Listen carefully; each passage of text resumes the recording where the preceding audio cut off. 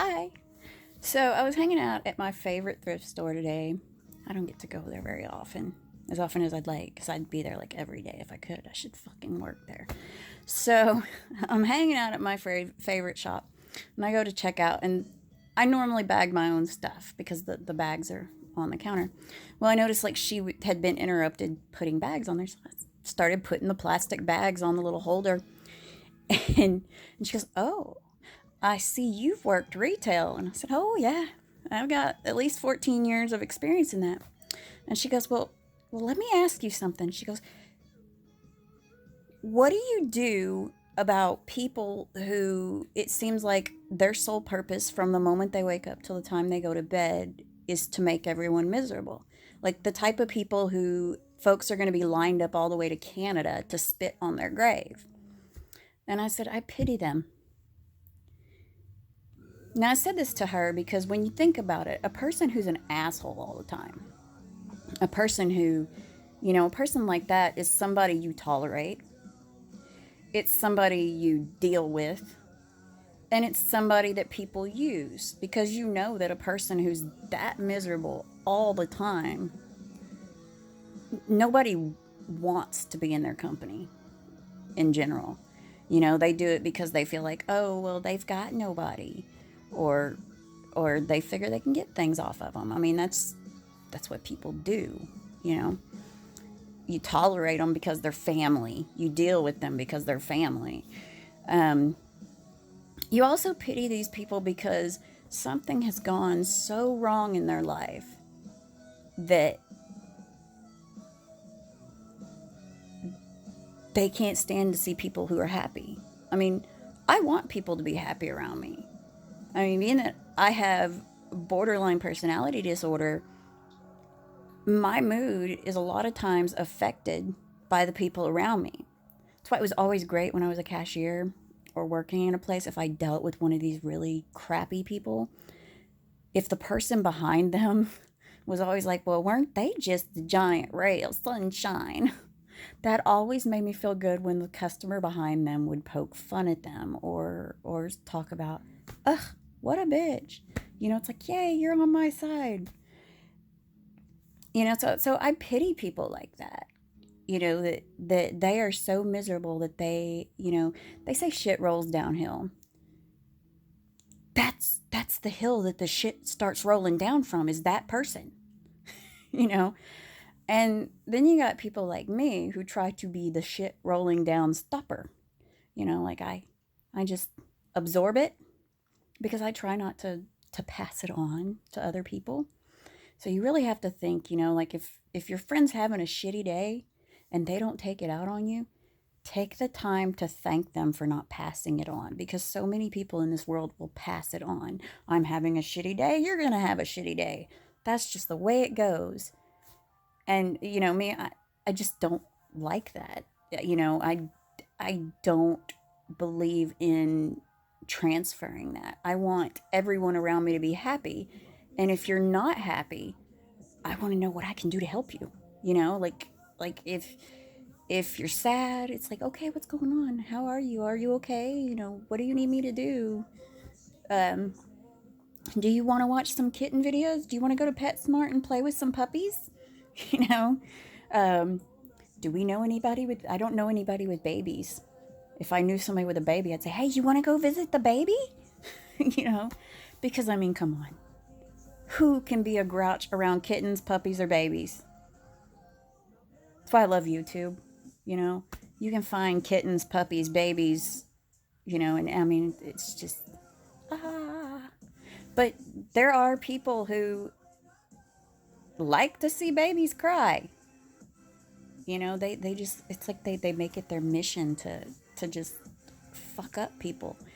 And we need, I would much rather go through my day with people being indifferent to me than knowing that I upset somebody, that I ruined their day, that I did something so bad that they took that shit home to their husband or their kids or their mom.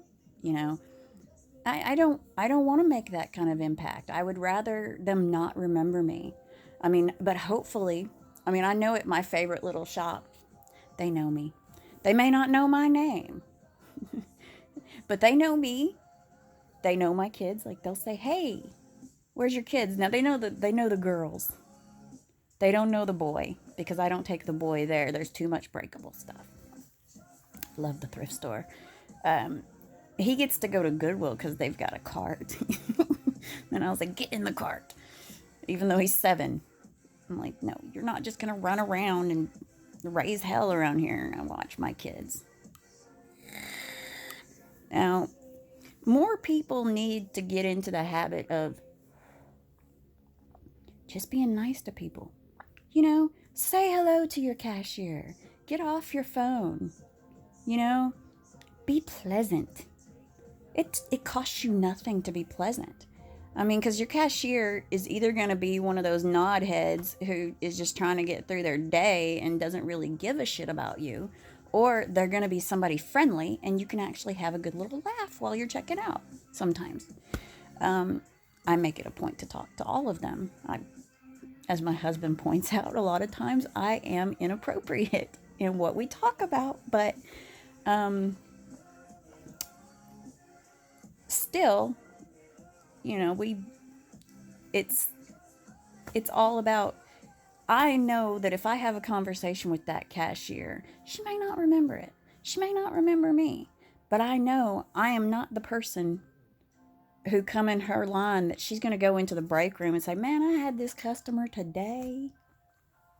And the girl was like, the girl I was talking to at the thrift store, you know, she said, she goes, "I'm so afraid to be mean to people that they might spit in my food." I said, yeah, I worry about that too. And so, but I used to work food service. I would have never spit in anybody's food. I don't care how nasty they were. I would have never spit in their food. I would have never put bugs in their food. Because for me, that's just wrong to mess with somebody's food that way. On the other hand, I do have an evil streak. And now I haven't worked food service since they started advertising like Reaper peppers and stuff like that. But I'm like, right in the middle of their burger, some habanero sauce or something, like the bomb. The bomb is freaking awesome, okay? As far as really making you sweat. But that's an immediate thing. No, see, I'm vicious, man. I am vicious. I would put some shit in there that you got to take like 5 or 6 bites of it before, like I've seen the video of the guy, he's got like a cracker that he puts the stuff on and eats it. And he's thinking, "Oh, this ain't bad. This ain't bad." He eats a second cracker. And then the first one starts hitting him. And he's like, "Oh no, I ate 2."